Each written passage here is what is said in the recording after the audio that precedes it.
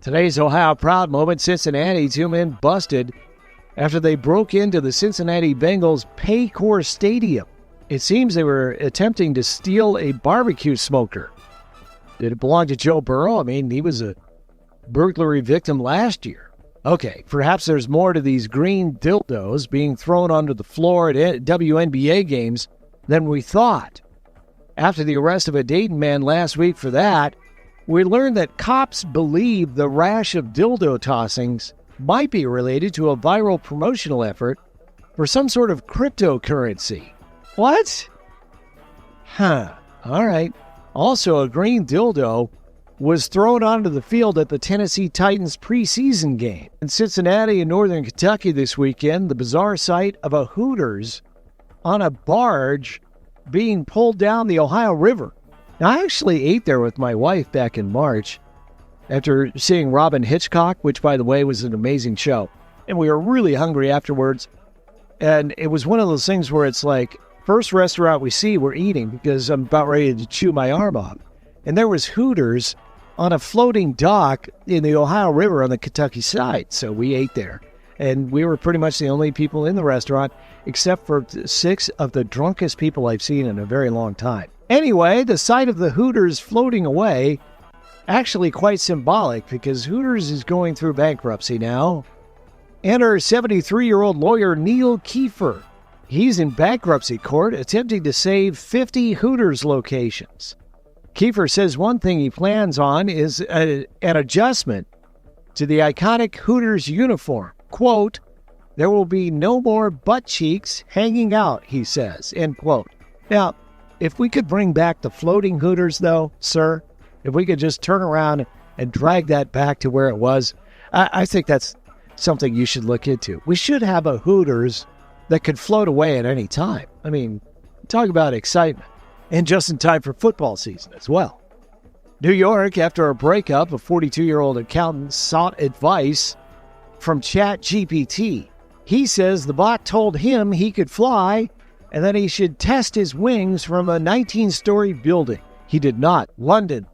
"I've been a very naughty boy." The words of a now former British Airways flight attendant who had once starred in an airline safety video produced for the air carrier. It seems that this guy was being unsafe by smoking some meth on duty in the lavatory and was discovered naked and muttering incoherently. The flight attendant, who has over the years carved out a social media presence with his videos of world travel and hard partying, he will face charges on top of his dismissal. Elsewhere in transportation, Seattle, the captain of an 1,100-foot container ship arrested by the Coast Guard after he blew 6 times the legal limit behind the controls of a commercial vessel. Shouldn't the legal limit for piloting a ship be 0? Anyway, this guy was pretty lit up and they took him away.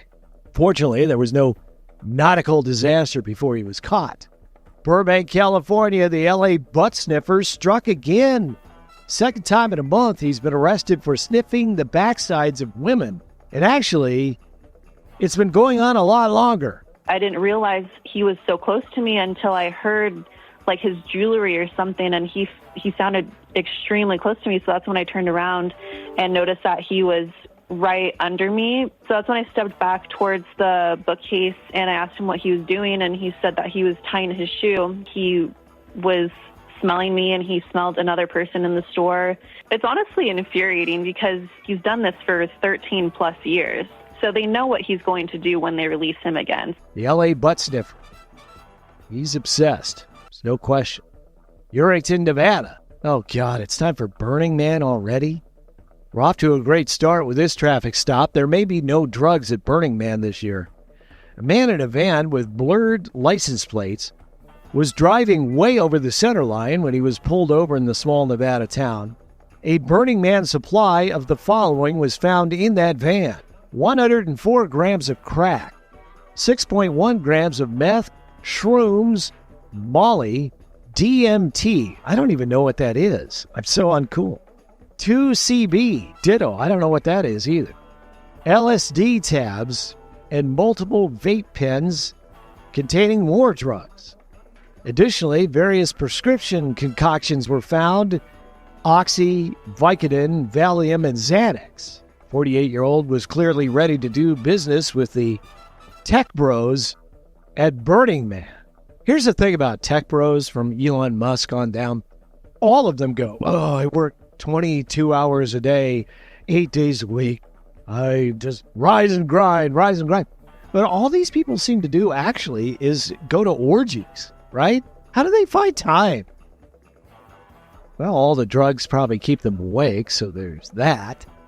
This man also failed to keep a low profile. Seoul, South Korea. Wanted for 5 years in a cryptocurrency scam.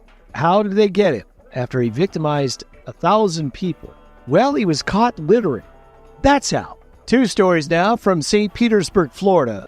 First, we have a 26-year-old IHOP waitress facing charges for fondling a 51-year-old at a table that she was serving. Police say Allie Wright sat next to the victim, put her head on the victim's shoulder, and began rubbing the victim's neck and breast, all the while calling her a sexy C-word. I'm not going to say it. You know what I'm talking about. For the record, the victim had never seen Miss Wright before in her life.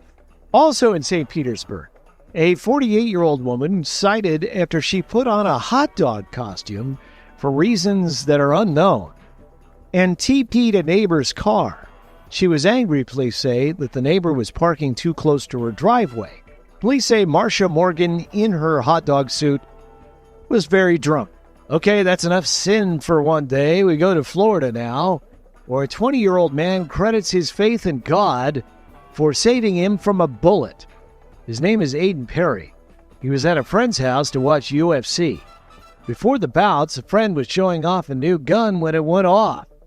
The bullet struck the cross around Mr. Perry's neck. I was going to my friend's house to watch a UFC fight, and then they have guns out. I'm feeling uncomfortable, and then I hadn't even been there for 5 minutes, and then the next thing you know, a gun's pointed at me and I'm shot in the chest. I wore it every single day from the day I got it last Christmas. If he wasn't wearing that cross, the bullet would not have been deflected to the left, and where it went through his arm, it would have went into his chest and probably caused devastating injury to his heart and probably great vessels, and definitely would have been a different outcome for Aiden. That's Aiden Perry and Dr. Dana Taylor. The gun discharge seems to have been an accident, albeit a very stupid one. Only in Florida would we have a story of faith and divine intervention, which would also involve guns and UFC. I mean, that seems perfect, right? Finally, in Romsford, England, meet the new Vicar at St. Edward the Confessor. He's Father Jordan, and he's filling the pews again, but at the price of one of the 10 commandments. Yes, that commandment would seem to be lust. To be blunt, Father Jordan has been blessed by the Lord God with model quality good looks. I mean, he is a very handsome guy, and his social media is blowing up, causing biblical level thirst, and we'll just leave it at that. Hello, I'm Father Jordan, and I'm delighted to be the new vicar here at St. Edward the Confessor in Romford. Come and say hello. We gather here regularly throughout the week and, of course, on Sundays. Even if you haven't been for a while, we'd love to see you again. But this is just me saying hi to you. If you follow us on Facebook or on any of our social media, a welcome from me. God bless. Father Jordan this Sunday at St. Edward the Confessor, if you're in England. Drop by. And with that, I wish you a great Monday, and we'll chat again tomorrow. Thank you so much for listening and for your support. I do appreciate it.